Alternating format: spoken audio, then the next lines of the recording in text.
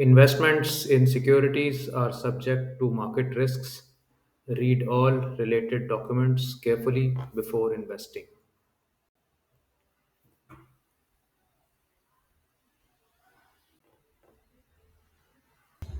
Hello and welcome to the Weekend Investing Daily Bytes. We're shooting this episode on 8th of June, and the market cracked hard. The small cap universe fell like a waterfall during the day, and many other parts of the market also were badly hit. This was, you can say, people were awaiting a correction in the current upsurge, and we got that today.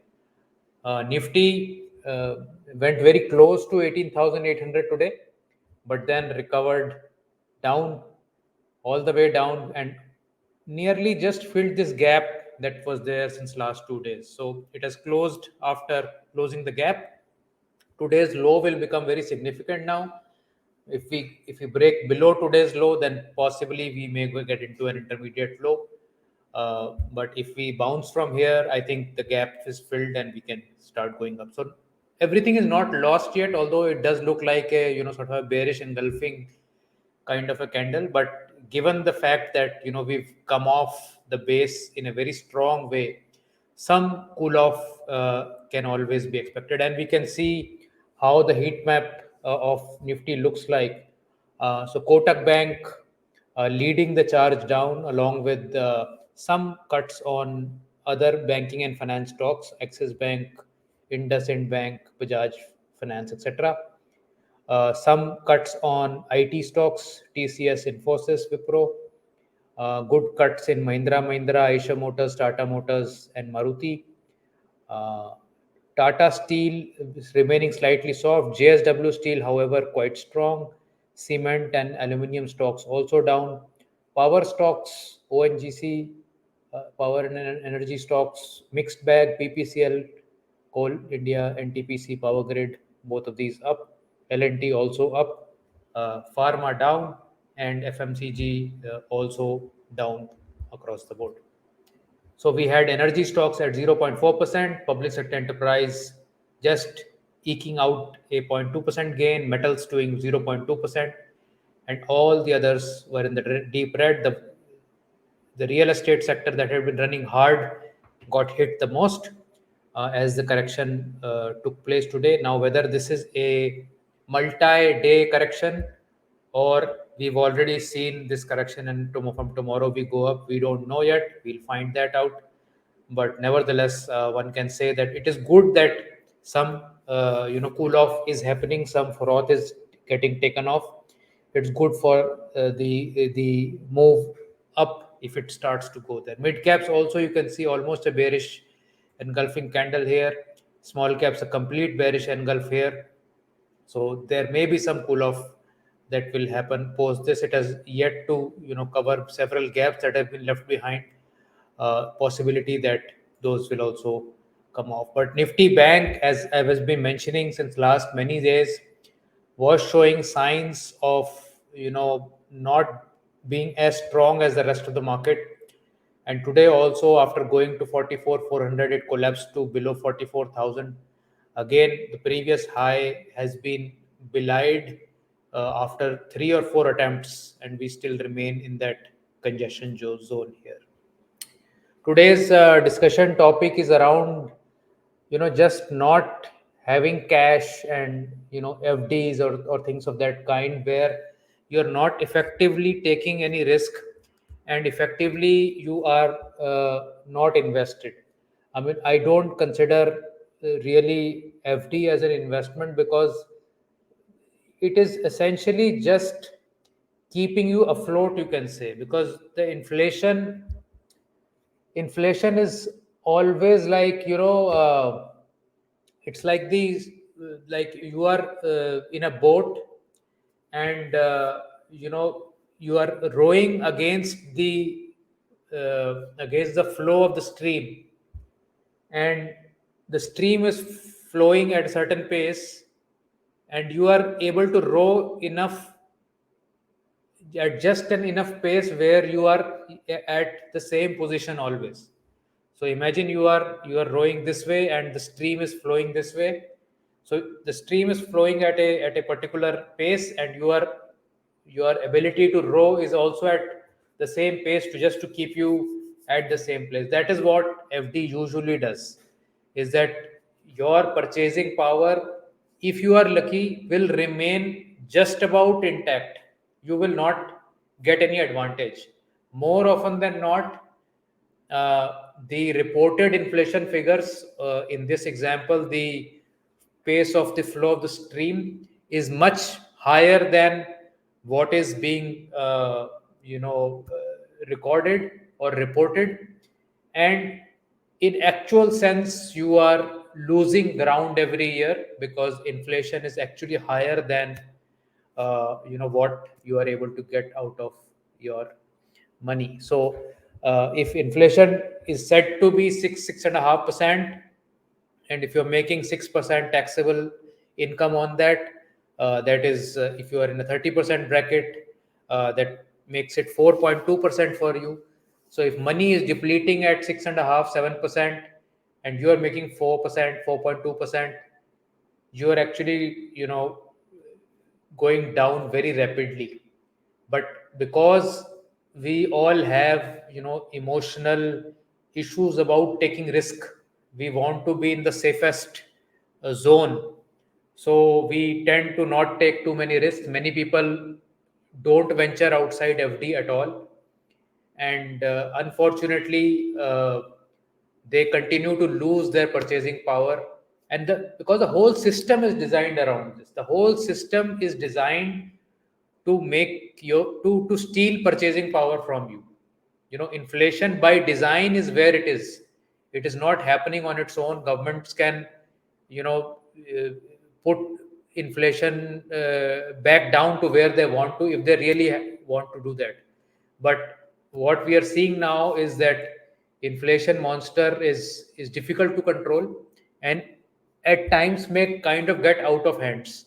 Even the government central bankers will not be able to control it. And those kind of scenarios, you will see that your purchasing power really uh, it's a very simple example. For instance, you've saved up some money and it's all in the bank. uh, let's say you've saved up 50 lakh rupees. It is in the bank after 15 years of doing whatever you're doing, 10 years of doing whatever you're doing. And now you want to buy an apartment, and you find that the apartment is worth 75 lakhs, and you wanted to buy something for 50 lakhs. You don't buy it. 10 years later, that apartment probably is 2 crores, and you are at 1 crore. So if the gap would have increased dramatically between what you could have bought and what you can buy now, because things, assets are moving at a faster pace than inflation, and you are moving at a slower pace than inflation. So that gap will continue to widen. You will need to take risks. You will need to start taking 10% risk on your money. 10% of your money should be put at risk. 20%, 30% gradually as you make money. So I'll give you one more example. So let's say you have 100 rupees. Now, let's say you get 6 rupees in your FD. Fine. So 100 will become 106 rupees at the end of the year if you are in the FD. Now, what I'm saying is, even at the worst top of the market, you put 10 rupees in the market. Let 90 rupees be in your FD. Okay. That 90 will still make you 6%. So you will still make 5.4 rupees on that 90 rupees. This 10% that you have invested in the market took risk. Maybe it will become 12. Maybe it may stay 10. Worst case scenario, it may become 6, 5. Even if it becomes 5, your total capital at the end of the year still is at 100. You made 5.2 on your 90, and you've lost 5 here, so you're still at 100. So the worst year has happened in a decade, and you have not lost capital. So what was such a big risk in that, right? Next year, take 20% risk, because a year where market falls 50%, you are definitely going to make money in the next 3 years in a big way. So you need to, gradually, step by step, start to take risk and start to make money. And we'll take the Turkey example.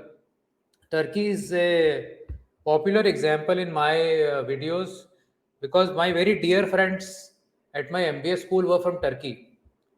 And even in 1993 to 95 period when I was with them, they used to be, very conscious about the lira versus the US dollar because they were probably getting funds from their family. And then post that, when they started working in the US, they were sending money to their families. So this exchange rate was extremely crucial for them. They did not want to have exposure to lira because this has been a continuous trend of lira falling versus the US dollar. I've just shown you a 2018 chart, but if you go back and see last 3 decades or 4 decades, it's just been a falling line.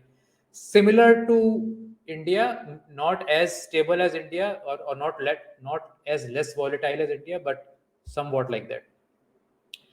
And just see what is happening there. Just in the last 3 weeks, lira has dropped 16%. Now imagine, rupee dropping 16% in 3 weeks against the dollar. What will happen? I mean, 12 rupees taken off from there. Inflation, although was still pretty much in control, around 10% this entire decade, a blip in 2019, post 20%.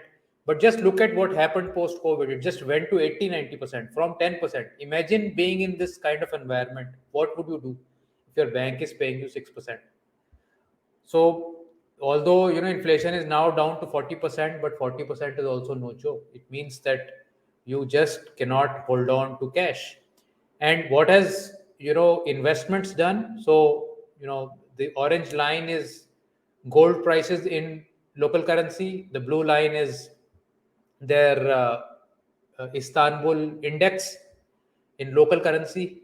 And you can see that over the decade, over the last 13 years, both have maintained their purchasing power. So 2400 times on the index, 2800 times on the gold. If any savings you had in lira, if you had invested in any of them or both of them, you would have at least maintained your purchasing power and not lost to inflation.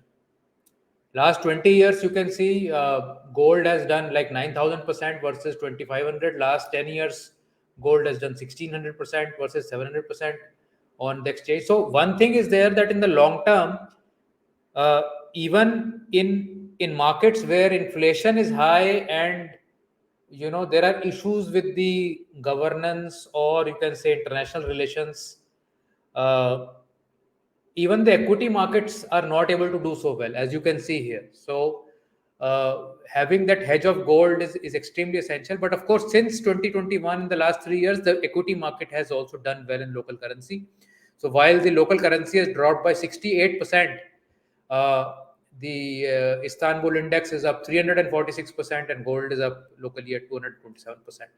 So extremely important that you gradually allocate your money towards actual real investments. It could be any asset class. I'm not saying just go for gold or go for equity.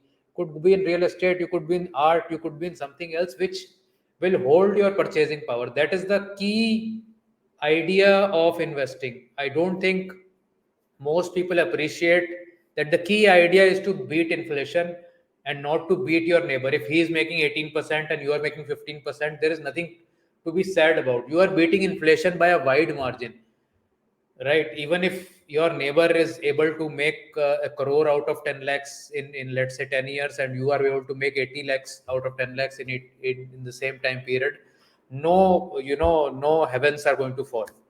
Okay, he's going to die very rich, you are going to die 20% less rich. Big deal. I mean, it makes no difference actually. So the idea is that you should be able to invest, not keep money in cash form or FD form. FDs can be beneficial in certain situations, but over a longer period, FDs are not going to hold your purchasing power. uh, Put money to work, because until you put money to work, the money will not work for you in due course at the scale that you want it to work. So you will never be able to become financially independent. So this is another sort of takeaway, that at the earliest start to build that corpus, maybe delay your extreme uh, things of gratification that you may need in your younger age by a little bit. Maybe have some more balance, not burn out everything that you make.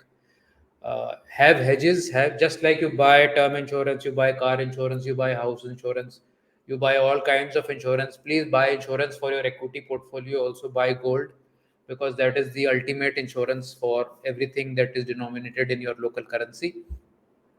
And invest is the only mantra. If you have not invested till yesterday or till today, I mean, the best time to invest was yesterday. So if you've not done that, do it today, do it tomorrow, start at any point. There is no right time, wrong time.